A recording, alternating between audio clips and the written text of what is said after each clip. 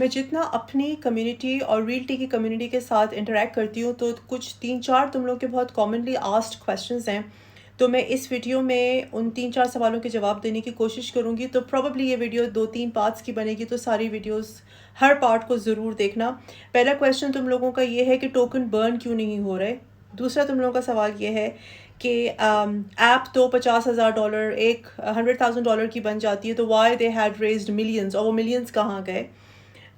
تیسرا تم لوگوں کا سوال ہے لیکویڈیٹی کے اتنے جو I think 15 million they are claiming کہ انہوں نے $15 ملین ریز کیے ہیں through I T O sales, تو وہ 15 ملین لیکویڈیٹی میں انجیکٹ کیے جائیں اور ٹوکن کی پرائس اوپر لے کر آئی جائے.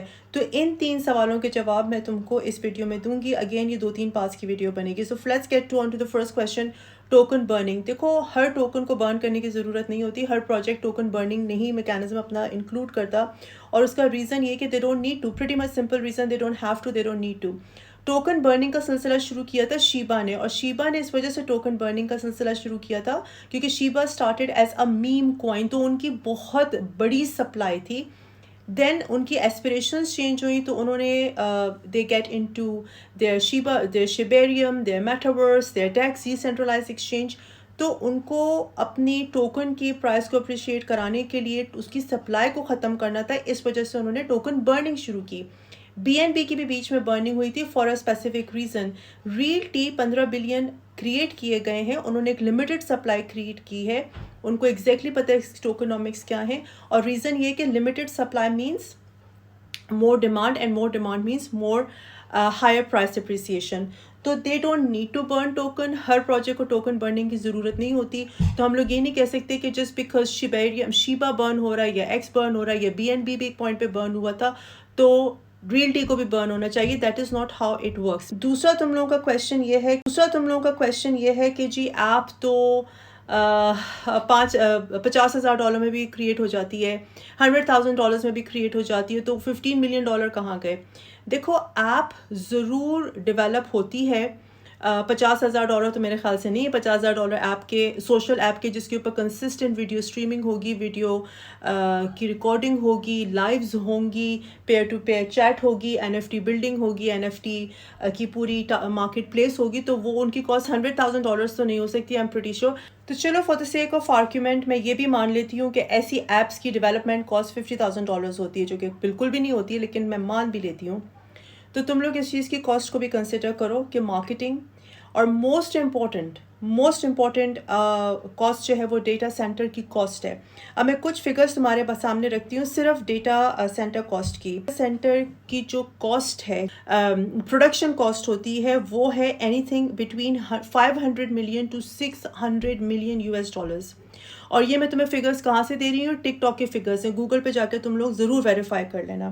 تو یہ صرف اور صرف ڈیٹا سینٹر کی اسٹیبلشنگ کی، ڈیٹا سینٹر بنانے کی، یعنی کہ پروڈکشن کی کاسٹ ہے، صرف پروڈکشن کی کاسٹ ہے. Any where from 500 to 600 million dollar, کیونکہ جو ڈیلیز ہوتی ہیں، مارکیٹ اوپر جاتی ہے، نیچے جاتی ہے، ڈیولپرز کی فیس بڑھ جاتی ہے، ایسیکٹرا ایسیکٹرا ایسیکٹرا.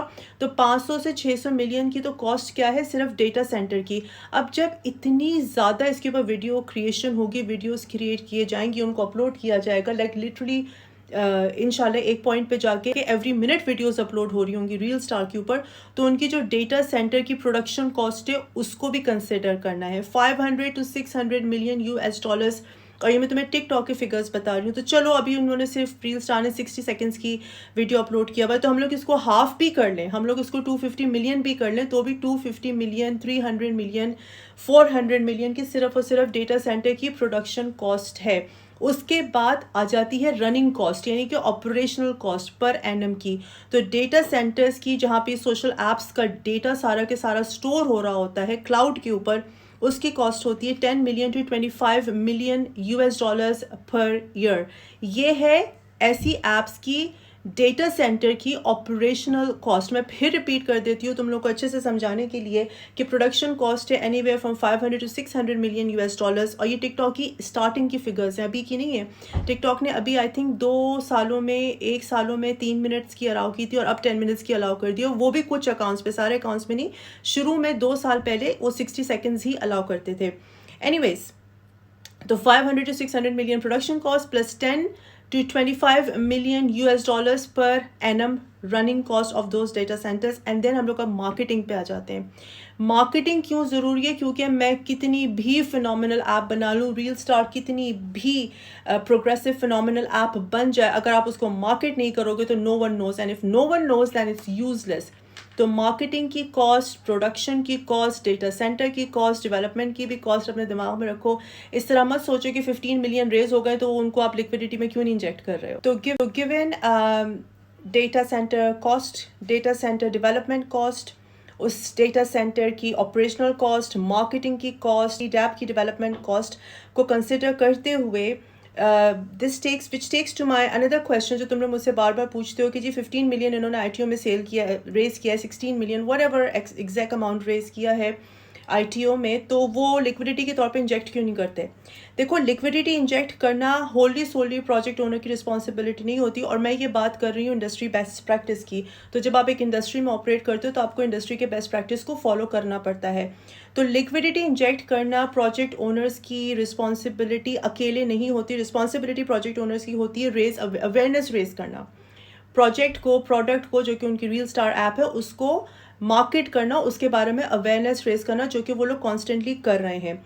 लिक्विडिटी एक्चुअल जो रिस्पॉन्सिबिलिटी होती है इंजेक्ट करना, वो होती है एक्सचेंजेस की. किस तरीके से उनको अपनी ऑर्डर बुक की डेप्थ को इंक्रीज करना पड़ता है, नंबर 1. नंबर 2, उनको मार्केट मैनिपुलेशन को कंट्रोल और रिड्यूस करना पड़ता है. नंबर 3, उनको बड़े इन्वेस्टर्स को अट्रैक्ट करना पड़ता है. Again that is the responsibility of the exchange. Project owner की जो रिस्पॉन्सिबिलिटी है, they are fulfilling those responsibility. अब एक्सचेंज की रिस्पॉन्सिबिलिटी आ जाती है लिक्विडिटी इंजेक्ट करना. और तीसरी चीज़, एक्सचेंज के जो रिजर्व्स हैं, ऑल्दो बहुत सारी एक्सचेंजेस इन बातों को नहीं करती हैं, लेकिन अगेन मैं इतने अरसे से इस इंडस्ट्री के अंदर बैठी हुई हूँ और इतने सारे प्रोजेक्ट्स को मैंने देखा है. Again, bitcoin was born before me, Ethereum was born before me. ज़रूरी नहीं कि अगर मैं कंटेंट नहीं क्रिएट करी थी तो I was absent from the industry, I was pretty much active in the industry. तो बहुत सारी एक्सचेंजेस ये बात नहीं बताती. दिस इज़ इनसाइडर नॉलेज जो कि मैंने खुद ऑब्जर्व किए. I am not into any exchange, लेकिन जो मैंने ऑब्जर्व किए कि जो एक्सचेंज के जो उनके रिजर्व्स होते हैं, बिटकॉइन का रिजर्व, इथेरियम का रिजर्व, USDT का रिजर्व, USDC का रिजर्व, जो भी उनके रिजर्व्स होते हैं उसकी बेस पे वो अपनी लिक्विडिटी को इंजेक्ट कर सकते हैं या नहीं कर सकते. क्योंकि exchanges charge a very hefty amount, a very big hefty amount. मुझे एग्जैक्टली तो नहीं पता, लेकिन एक कॉमन प्रैक्टिस है 1 million 2 million depending on the market, इतना ज़रूर चार्ज करती हैं एक्सचेंजेस. और मैं CEXS की बात कर रही हूँ, सेंट्रलाइज एक्सचेंजेस की बात कर रही हूँ, डेक्सेस की नहीं बात कर रही हूँ यहाँ पे. तो दे चार्ज हेफ्टी अमाउंट. तो उनकी रिस्पॉन्सिबिलिटी है लिक्विडिटी को इंजेक्ट करना. तो प्रोजेक्ट ओनर्स की जो रिस्पॉन्सिबिलिटी होती है, they are fulfilling. Real Star and Real T team are fulfilling those responsibility, but it's the ultimate responsibility of the exchanges. मुझे कमेंट सेक्शन में ज़रूर बताओ what you guys think. जो भी तुम लोग के और questions हैं जो तुम लोगों को नहीं जवाब मिल रहे, प्लीज़ मुझसे पूछना. I'll be very very happy to answer those questions.